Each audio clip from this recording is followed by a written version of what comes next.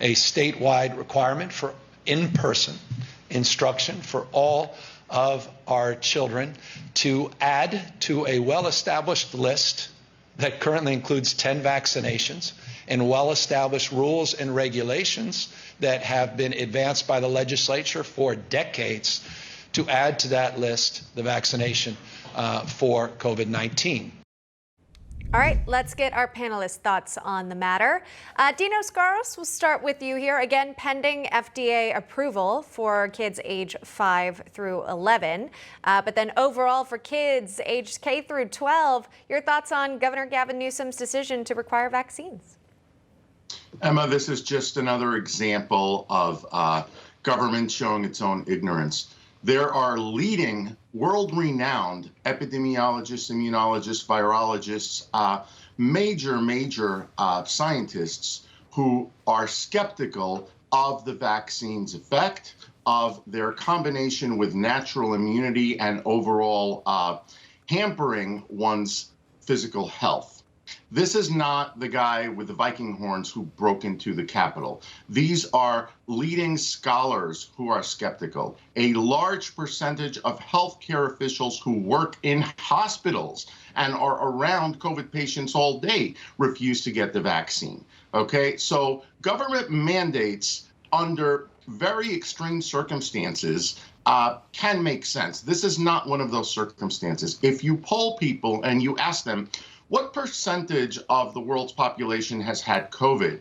Is it 50%? Is it 30%? Is it 20%? Or is it 3%? The answer is 3%. Only 3% of the world's population has even tested positive for COVID, and 2% of those have died, most of those before we knew how to treat it properly. And so we are treating this as if it is the bubonic plague, and if the vaccines were so great, they wouldn't have to be mandated. I mean, nobody tells us to breathe in fresh air or drink clean water. We do it anyway. Clearly is a controversial subject. We get that. But as far as Amy understanding this possibility of the mandate for kids 5 to 11, K through 12, having to get it within the state of California, let's not forget there's a person at the gatekeeper, if you will, called a parent that you've got to get this by first. And a lot of people are having issues with it.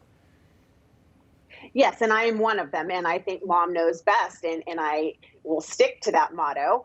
My children, I have 4 of them, 3 of them were able to get vaccinated, but my son had a stroke at the age of 5. He's now 11 and doing extremely well, but one of the side effects are blood clots. So I'm going to make sure that I can get a medical excuse so that way he doesn't have to go through that possibility. But it is not a one size fits all. We need to make sure that we do our homework, do our due diligence. I will be damned if anyone will tell me what I can and can't put into my children.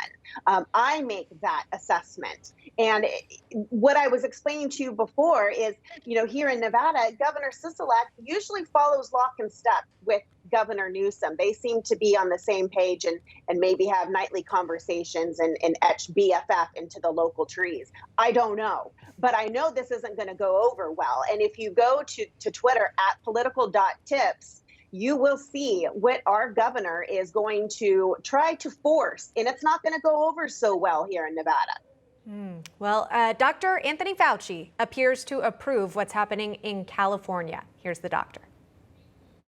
I agree with what Governor Newsom did in California. People need to realize that having a vaccine requirement for schools is not a new novel thing that is very peculiar or specific to COVID-19. We've been doing this for decades. My own children could not have gone to school if they had not gotten vaccinated with the measles, mumps, and rubella. So when we see pushback on that, it's as if this never happened before. And of course, keeping in mind the 700,000 Americans who have passed from COVID-19. But Tom, when you listen to Dr. Fauci's remarks there, is there something different that stands out to you about the COVID vaccine when it comes to children and getting vaccinated?